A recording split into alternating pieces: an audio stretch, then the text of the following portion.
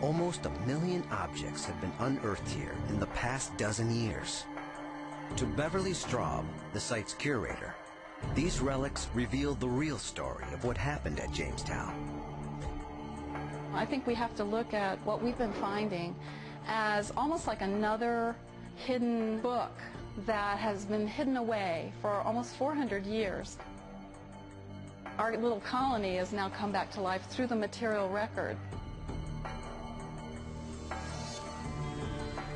During Jamestown's darkest days, 155 of 215 settlers would die, a death rate of 70%.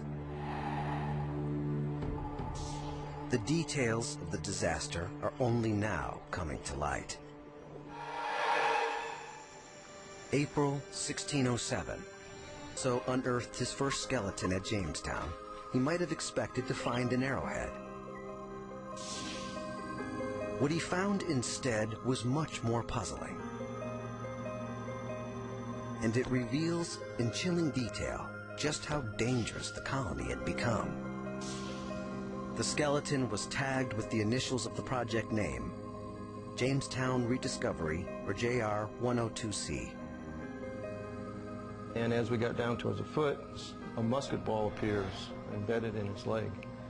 It was also obvious that the leg was completely turned 180 degrees around, and so it was blown off. And that had to be the cause of death, because it would have severed his artery, and it would have died within minutes.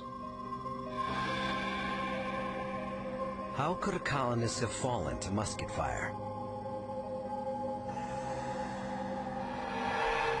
Their greatest threat, the Indians, didn't have guns.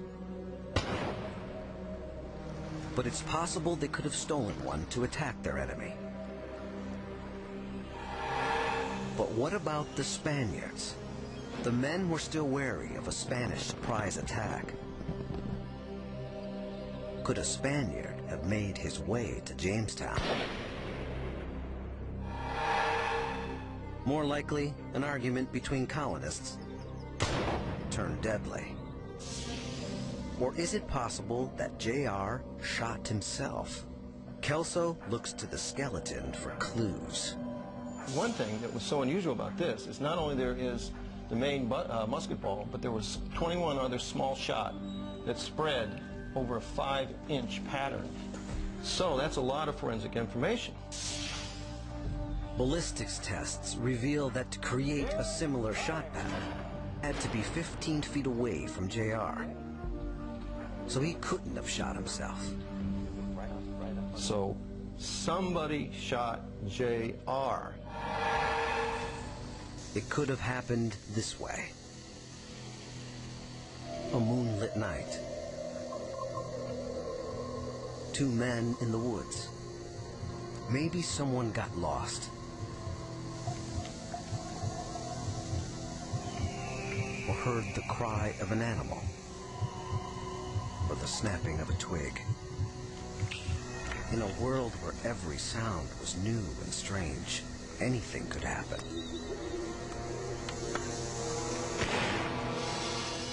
It's a likely possibility. But then the bones themselves suggested a new scenario. One that speaks to just how desperate the colony's situation had become.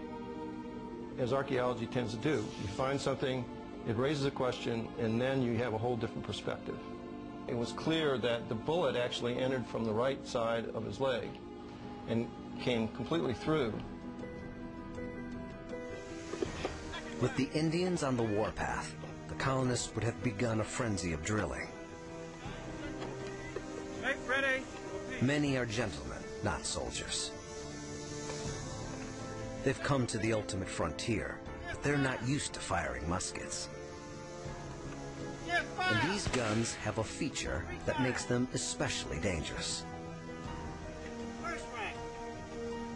A lit fuse dangles precariously from each gun.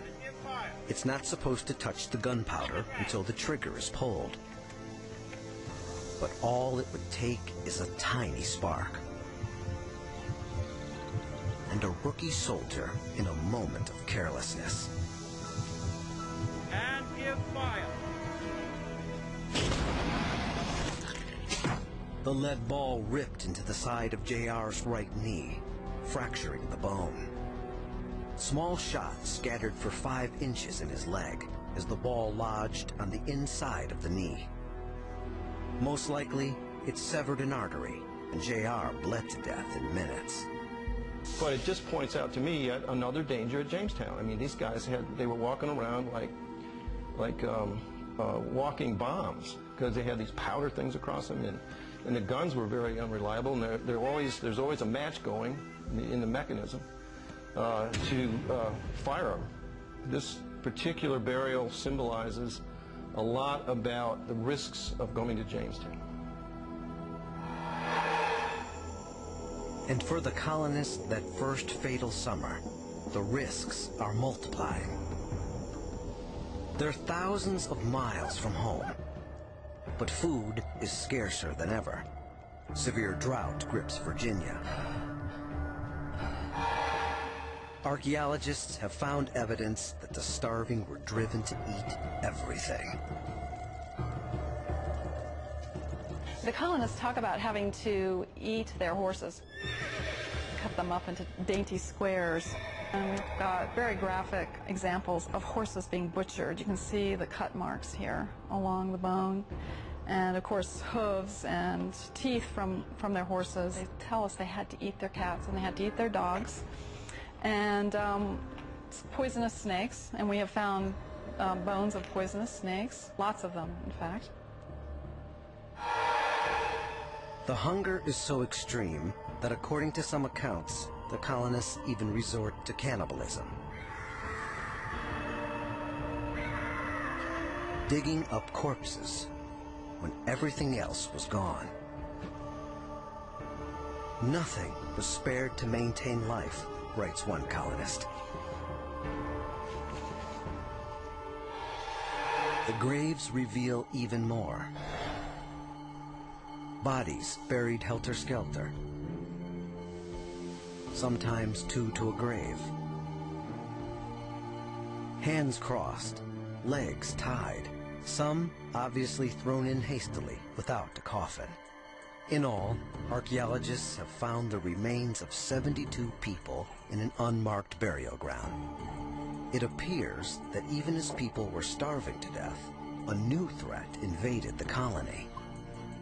There is a time when people are laid to rest pretty quickly, some of them in their clothing, which was never done, well, traditionally by the English. Probably there was a contagious disease going on, so they're dying of illness, not famine. The colonists' writings mention a supply ship that reached them the previous fall. On board, the scourge that had haunted Europe for centuries, the bubonic plague. This time, the threats facing James 10 die during the starving time. When a supply ship finally arrives in May 1610, it finds only 60 survivors. But again, new recruits arrive to keep the colony alive.